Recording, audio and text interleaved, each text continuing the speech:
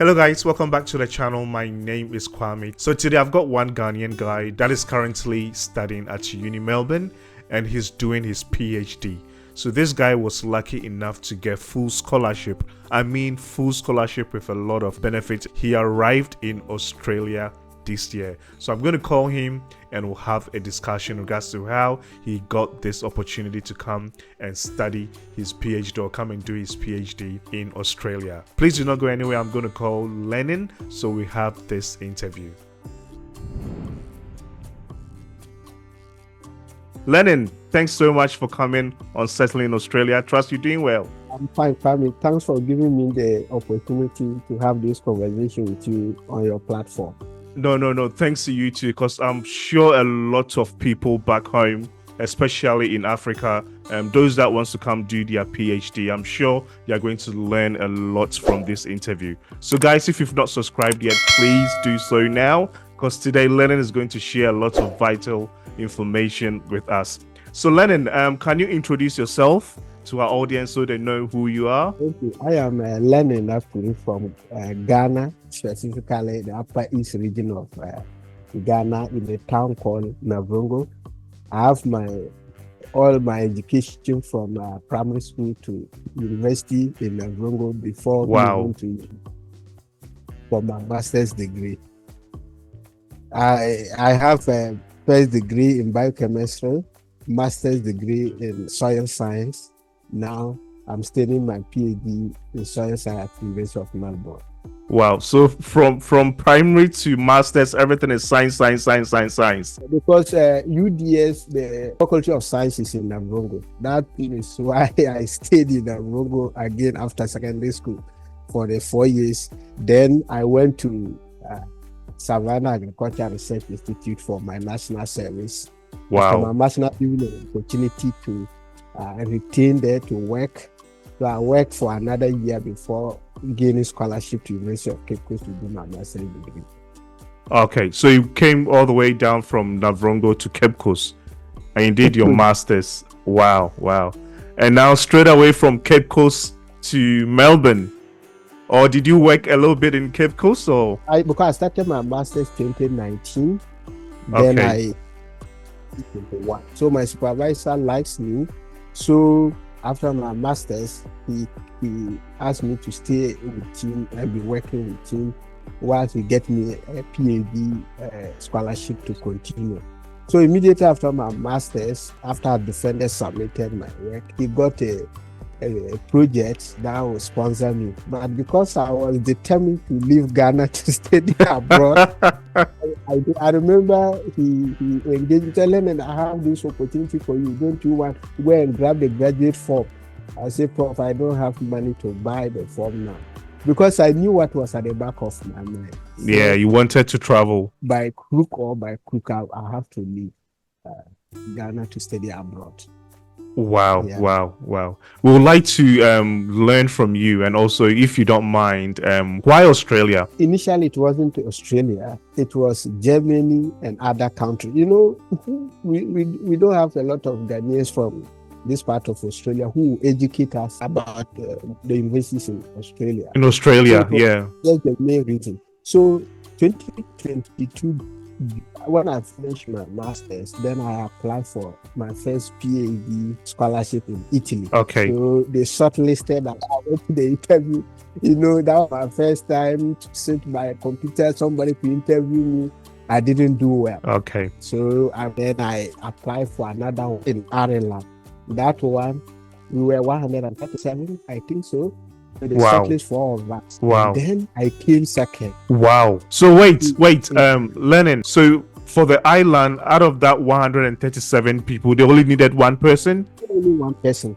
Wow. What I would advise people to do is that sometimes, you know, we apply for individual projects. The person has his project or she had a project, then she needed a student. She advertised the position. So many people applied. So in my time, we were 137 and they shortlisted 4 of us to go for the interview. So after the interview, the principal supervisor said it took them 1 week for them to make a decision between myself and the other candidates. Oh my God. So after that one, you know, a lot of frustration, but something told me that I'm nearer to something. So while I subscribe to like videos like yourself and other people who are kind of videos out, then I'm taking notice that, okay, what I've been my weakness here, then I continue improving myself. Then I got another professor in Nebraska. We did everything. At long last, it didn't work. Oh my God. So one day, that my friend I told you who is in Tasmania. Yes. So he referred me to Western Sydney University. Yeah. So when I went to Western Sydney University, then I saw the work going on there. Then all my interests changed. Then what did I even do? Then I tried to contact some people there to see if I can work with them. So few people said they don't have funding. Some said they are almost on retirement. They can't take more PhD students. Oh, well, that was 2022. So when 2023 started, I said, okay, this time I have to re-strategize myself. Fast forward, a lot of universities in Germany came. Like I told, individual project, you will apply, they will shortlist you for interview. They need one person. So I can have the whole week interviews, but it will not really. Nothing will go through. So when my friend told me that he's going to Tasmania, then I came home. Fortunately, that day, my girlfriend came to me. So so when I came to the room and she saw my face, he saw that all my demeanor changed. Yeah. I can look at what my friend Nanaya told me that then she was laughing at me. That's where I just sat by my computer. I started. I would go to the professor in Tasmania. And in Ghana, the time in Australia is different. So when I wake up 11 o'clock a.m. Ghana time, then she responded to me and said, oh, they needed a student like me who has experience and expertise like me, but a student who has already applied. So what you say is that if that student didn't come, then they'll bring me on board. So I said, well, no problem. Then the following 2 days, then I wake up again in the morning. Then I revisited University of Melbourne website. Then I've gone to the graduate research scholarship. They say they need 600 people. I've gone through all the application procedure. But one condition is that you must get a supervisor who will give his blessing to your application before you can get the scholarship. Yeah, so with those that don't know the process in regards to, let's say if you've already done your master's back in Africa and want to come do your PhD here, the way it works is you need to look for a supervisor in one of the universities. Yes, that's the first step. Without a supervisor, you can apply yourself, but nothing will go through. Yeah, so make sure you look for a supervisor. Send your documents to the supervisor for him to say, yes, I want to work with you, before you can go ahead with your application. I'll let Lennon also share his experience in regards to that. Most of the universities in Australia, you must get the blessing of a supervisor. Otherwise, you are paid on the university website until they delete it away. Yeah. Because at graduate level, you don't have anybody. Somebody must know you are coming to work with the person. Yes. So when I saw that, then I closed the application. I was thinking, how am I going to get a supervisor? Then I wrote to one professor at the University of Melbourne.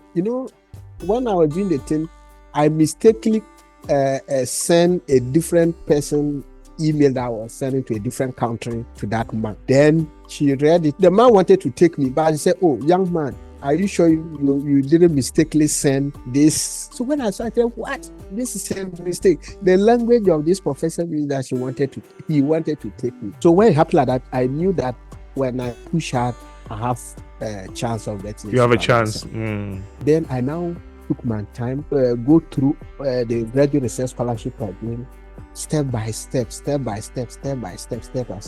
After I finished, then I copy the application process, everything onto my Word document as my guide. Then I went to Faculty of Science, because I'm Faculty of Science, and there is School of Agriculture, Food and Ecosystem Sciences. One thing I've realized is that people don't know how to look for the information. As we have this conversation, I'll delve into detail some of these things. Okay. Because the most important thing people don't know is that people will say, oh, I want to do this, I want to do this, I want to do this. But like I say, if you don't, one is you must know how to look for the information at the university website. It was my first time, so I was also gambling at the website. So I gambled, then I was able to now get the right procedure of looking for the information. So that day, I wrote to about, if not more than 10 people within the School of Agriculture, Food and Ecosystem. Then it will be 8 or 9 people. So when I wrote it on Tuesday, the Wednesday in the night, that was in Ghana time, then this my supervisor wrote to me that, oh, Lennon, I'm happy to support a PhD scholarship. Oh my God. I just got up from my bed. Man, that would be the most exciting news for you that day. Down and say, God, thank you.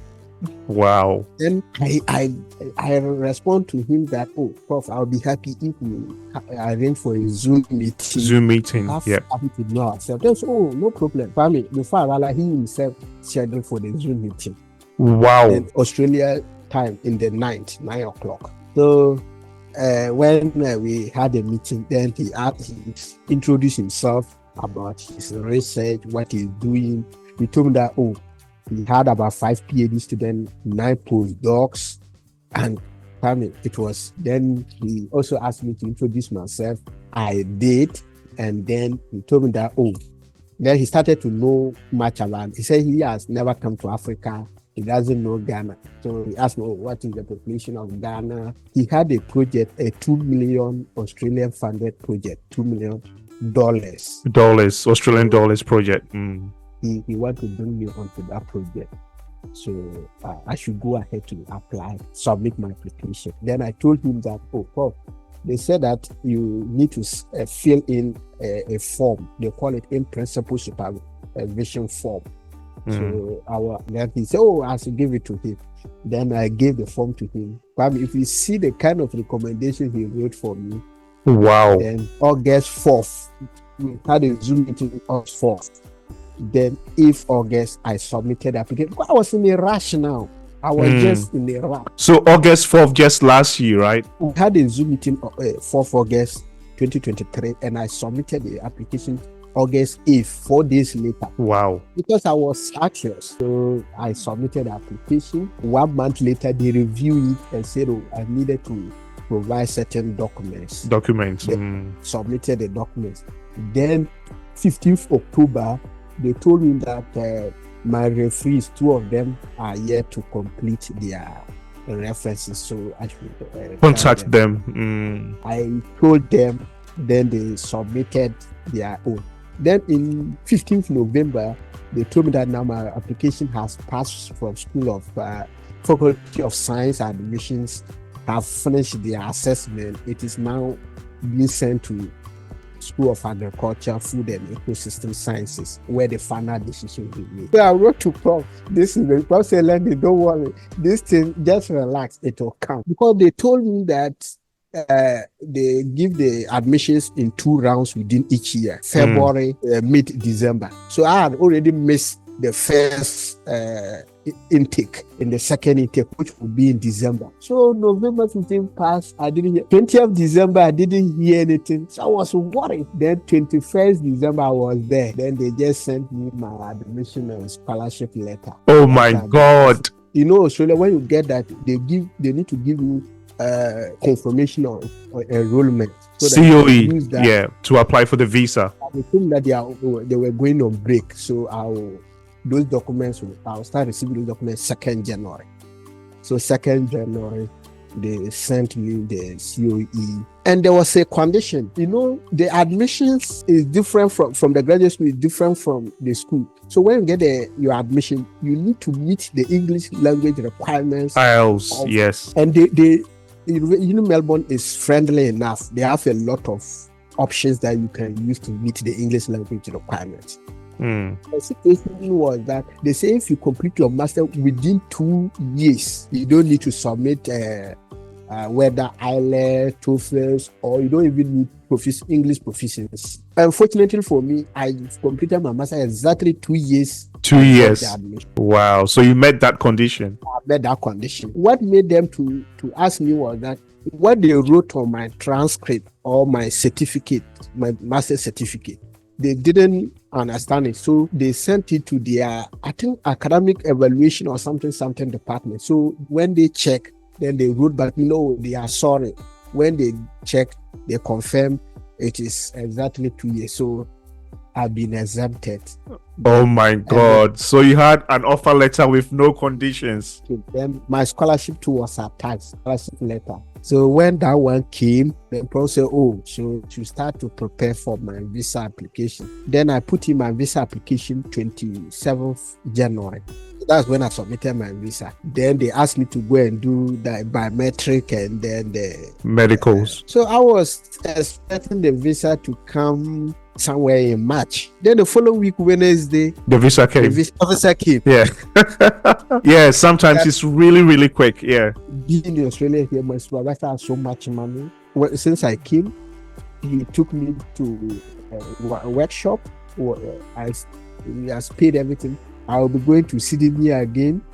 They paid $3,000 for me. They will pay my flight ticket, everything. Wow. So, because he told me that as part of my conditions, every year I have international travel outside Australia. I have one international travel and I have one workshop every year. I think, yeah, I need to go meet Lenny one-on-one. So we go through all the benefits of his scholarship, because this scholarship, it sounds too good to be true, you know?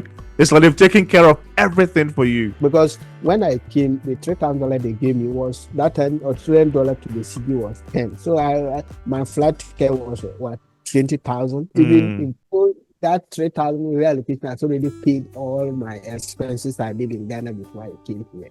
So you didn't pay nothing, right? Everything was sorted out for you. Everything wow. Was sorted. Wow.